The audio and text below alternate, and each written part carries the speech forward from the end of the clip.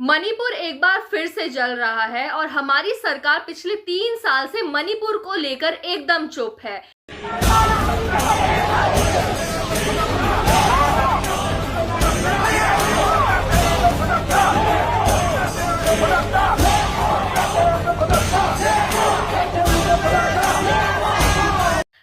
अप्रैल को मणिपुर में वायलेंस फिर से शुरू हो गया जब 2 छोटे बच्चों की जान गई।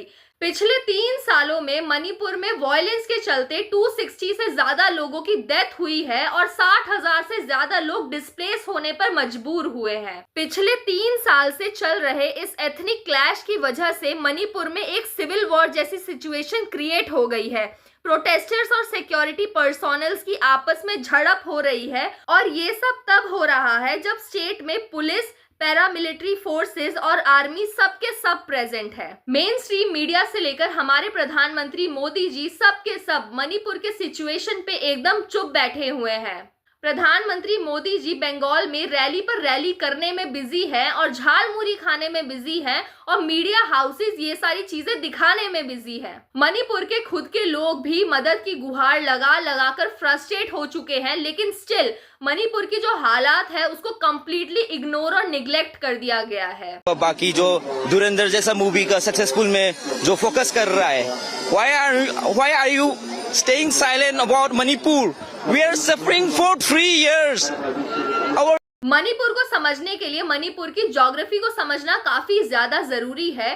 पूरा का पूरा मणिपुर जो है वो मेनली 2 पार्ट्स में डिवाइडेड है, हिली रीजन और वैली रीजन। वैली रीजन जो है वो पूरे मणिपुर के लैंड एरिया का सिर्फ और सिर्फ 10% है, जहां पर जो कम्युनिटी रहती है, जो मेजॉरिटी ऑफ कम्युनिटी रहती है वो है मैतेई कम्युनिटी। और ये जो मैतेई कम्युनिटी है, ये मेजॉरिटी ऑफ मैतेई कम्युनिटी के जो लोग हैं ये हिंदूज है और पूरे मणिपुर के पॉपुलेशन का 60% है। और वही बात करें हिली रीजन की, तो मणिपुर का जो मेजॉरिटी ऑफ एरिया है वो हिल से ऑक्यूपाइड है। 90% जो एरिया है वहां पर हिल्स देखने को मिलती है और यहाँ पे जो कम्युनिटी रहती है वो है कुकीज और नागा कम्युनिटी और ये पूरे मणिपुर के पॉपुलेशन का 40% है। मेजॉरिटी ऑफ पर्सन जो कुकीज और नागा कम्युनिटी से बिलोंग करते हैं वो क्रिश्चियनिटी को प्रैक्टिस करते हैं मणिपुर में। जो मैतेई कम्युनिटी है वो शेड्यूल कास्ट और ओबीसी कैटेगरी में आती है मणिपुर में। इसका मतलब ये है कि जो मैतेई कम्युनिटी है वो हिली एरियाज में लैंड को अक्वायर नहीं कर सकती है क्योंकि ये शेड्यूल कास्ट और ओबीसी की कैटेगरी के अंडर आती है। ये कानून जो है ये काफी लंबे टाइम से मणिपुर में चलता हुआ आ रहा है ताकि ट्राइबल राइट्स को और ट्राइबल इंटरेस्ट को प्रोटेक्ट किया जा सके।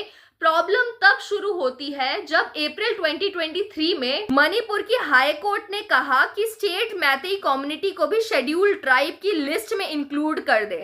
अब यहाँ पे प्रॉब्लम ये होती है कि कुकीज कम्युनिटी को ये लगने लगता है कि अगर मैतेई कम्युनिटी को भी शेड्यूल्ड ट्राइब का स्टेटस मिल गया तो एक तो जो वैली रीजन है वहां पे ऑलरेडी मैतेई कम्युनिटी जो है उनका डोमिनेंस है और अगर इनको शेड्यूल्ड ट्राइब की लिस्ट में इंक्लूड कर दिया तो ये जो मणिपुर का हिल एरिया है जहाँ पे अभी कुकीज का डोमिनेंस है, यहाँ पर भी मैतेई अपना जो डोमिनेंस है वो स्टैब्लिश कर लेंगे। कुकीज जो कम्युनिटी है उनको अपना सर्वाइवल जो है वो काफी ज्यादा खतरे में दिखने लगा और इसी रीजन के चलते क्लैशेस जो है वो शुरू होते हैं और लास्ट 3 साल से ये क्लैशेस रुकने का नाम नहीं ले रहे हैं। जो आज हुआ है मणिपुर में, आपको पता है भी जो आज हुआ है मणिपुर में? आप बोलते हो कि पीस है, आप बोलते हो कि शांति है, but where is that piece?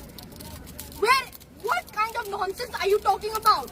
That your government is... मई 2023 में ये पूरा का पूरा एथनिक कॉन्फ्लिक्ट जो है ये शुरू होता है और मोदी जी को मणिपुर पहुंचते पहुंचते काफी ज्यादा लंबा टाइम लग जाता है। जब मोदी जी का बहुत ज्यादा क्रिटिसिज्म होता है तब मणिपुर जाते हैं वो सितंबर 2025 में। मोदी सरकार ने 1 साल का प्रेसिडेंट रूल लगाकर देख लिया। इस साल नया सीएम और 2 न्यू डिप्यूटी सीएम को अपॉइंट किया, लेकिन इन सब एक्शंस का कोई इम्पैक्ट नहीं पड़ा और मणिपुर में वायलेंस बढ़ता चला गया। मणिपुर के जो फॉर्मर सीएम थे एन बीरेन सिंह, उन्होंने मणिपुर में एक वॉर ऑन ड्रग्स कैंपेन को चलाया था जिसके वजह से जो कुकीज कम्युनिटी थी वो डायरेक्ट टारगेट पर आ गई थी गवर्नमेंट के, क्योंकि ये जो कुकीज कम्युनिटी है ये मणिपुर में ओपीएम की खेती करती है। इन सब के अलावा कुकीज कम्युनिटी ने गवर्नमेंट पे ये भी ब्लेम लगाया कि ये जो गवर्नमेंट है ये मैतेई आर्म्ड ग्रुप्स को पैट्रोनेज दे रही है। और ये जो आर्म्ड ग्रुप्स है मैतेई कम्युनिटी के, ये स्ट्रिक्टली एंटी कुकीज सेंटिमेंट्स को रखते हैं। मैतेई और कुकी कम्युनिटी जो है, इनका आपसी रिलेशनशिप इन सारे रीजंस के चलते और ज्यादा खराब हो चुका था और हाई कोर्ट का ये वर्डिक्ट आना कि मैतेई कम्युनिटी को शेड्यूल्ड ट्राइब्स की लिस्ट में ऐड ऑन कर लेना चाहिए,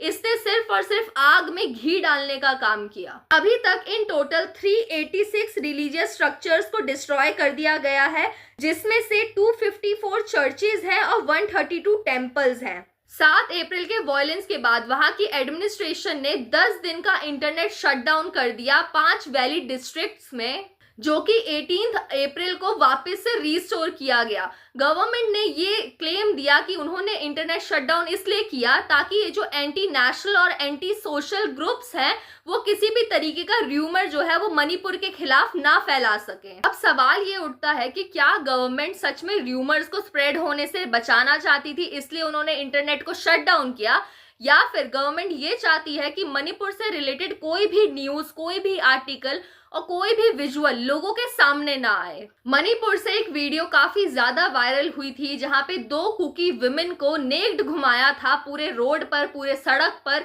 और उसके बाद उनका असॉल्ट कर दिया गया था।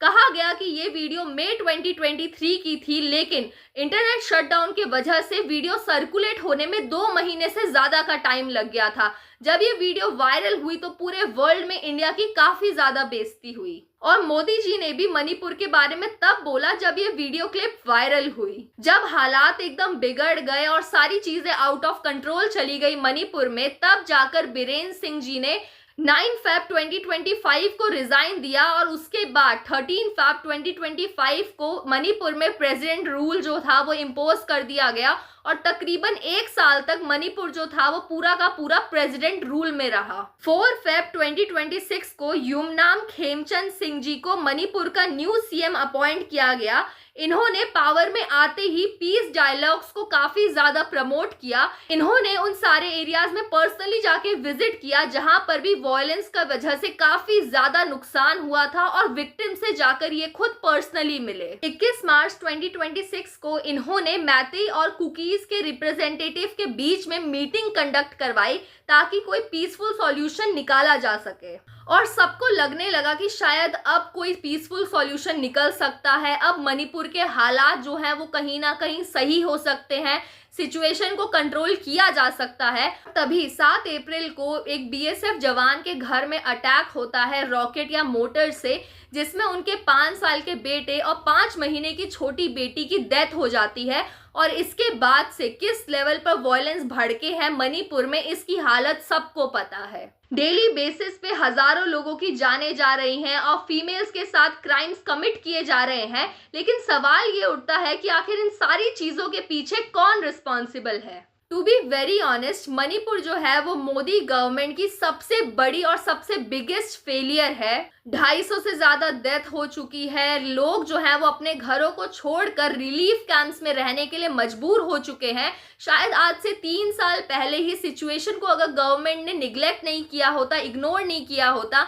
मीडिया ने इस बात को पूरे वर्ल्ड में फैलाया होता, तो शायद आज सिचुएशन कुछ और होती, और मणिपुर के जो हालात हैं वो इतने ज्यादा बुरे हुए ही नहीं होते अगर इसको पिछले 3 सालों में ही एड्रेस कर दिया गया होता।